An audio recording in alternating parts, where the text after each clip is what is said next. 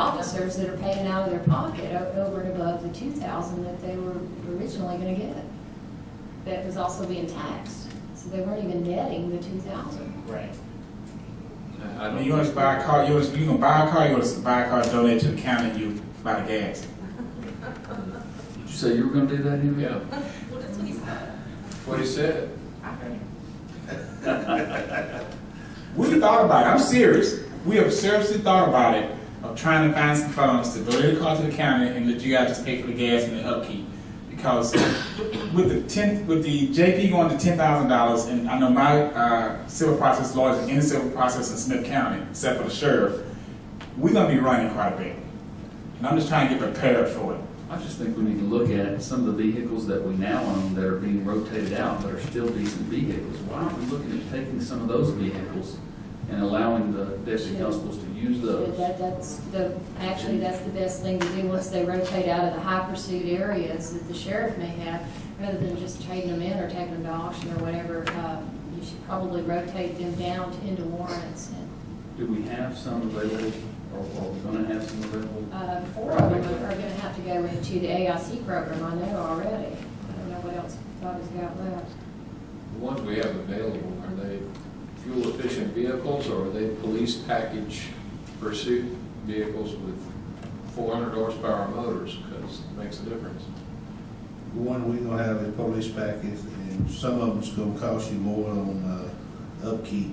Right. Those vehicles like Captain Fulmer's currently driving, are those on lease? Yes, they're on lease. But they're leased to own. We own them at the end of the lease. Okay. We need to start looking at some of those, because those are the types of Right, vehicles those are the ones that have been we need to going pass into the AIC program. I think you've got 4 of those going into the AIC this year. No, the Malibus that we got going. Those were leased Malibus, aren't they? No, that was one we purchased a long time ago from the Texas. So 9,000, is that 1 year? Yeah. That's not inconsistent with the others. Let's go with it. Can I make one comment? But I With the, sure. Steve, I was trying to say my corporal who's been doing this for the last several months. When we was trying to do some gas, we were doing gas at 26 cents a gallon versus 48 cents. That's maybe another reason why we got to that amount of money of about $4,500. Because we was calculating strictly trying to just make sure we take our gas, the upkeep, because it's temporarily, I have 2 mechanics on my staff. So we kind of work together to keep our cars going, going up, keep them from falling apart. What's that? My reserves and everything, my deputies. He's not paying them as mechanics. They are. The judge understands, Commissioner the court understands what I'm trying to say.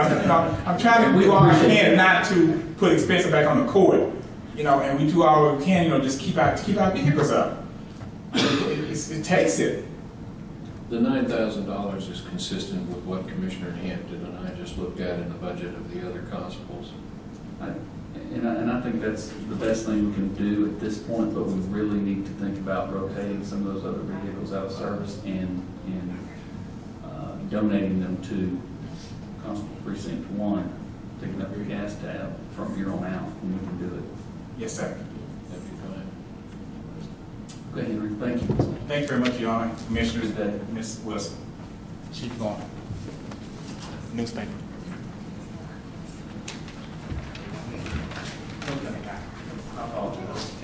Mr. Wilson, where were we? Okay, we were back on the changes to the proposed budget. Okay. And I think individually, I've pretty well addressed all of them except for some small corrections that have been made.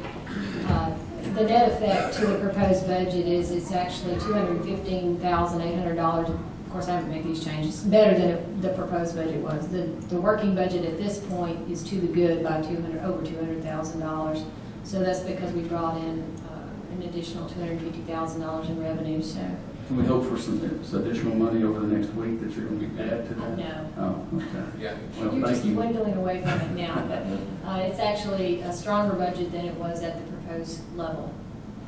So that addresses the items that were on the agenda and the changes that have been made to the proposed budget. So we can go back and look at the recap recap as to where we stand today. And you see the total operating funds from a budgeted standpoint has a reserve ratio of 10.64%. I have to tell you that in the 7 years that I've been here, this is the best budget that I have seen Smith County actually come up with. It's the strongest one financially, and it actually has a lot of activity in it. There's a lot of programs that are being kicked off, a lot of programs that are working. There's a lot of good going on within this budget. It's an aggressive budget. So, like I said, it is the strongest one I've seen since I've been here. With that in mind, I need to mention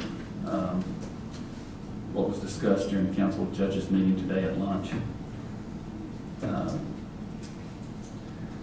I think this has been proposed in the past, but because of increased workloads among the lawyers who are on contract between the three criminal district courts, there's again a request for 2 additional defense counsel who would handle the appeals.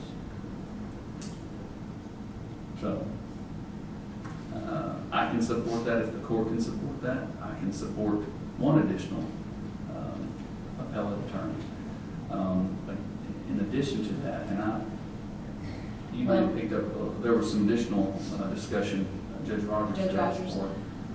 Judge Rogers was talking about the additional it has to do with new legislation that came in that helps us out so much all the time, where they have to, you probably understand this better than I do, Judge, as far as they have to actually appoint an attorney to something in the magistration process. Is that correct? So that's going to be over and above. They were trying to figure out how they were going to do that. Now, they are going to assess that back to the defendant. So, I mean, that's the good thing. They will assess those fees back, but of course that's dependent upon collection. We can assess all day long. If we don't collect them, we haven't done any good. And if they're indigent, well, and I think they're going to be a little more stringent, or look for ways to be a little more stringent on proving of the indigency. That was discussed as well. It's a hard thing to do, but Judge Rogers also discussed the heavier use of collections, I guess. he did. And I think he's been talking with the collections department to make sure that because we have to provide this, that once we assess it back to the defendants, that we're able to collect it.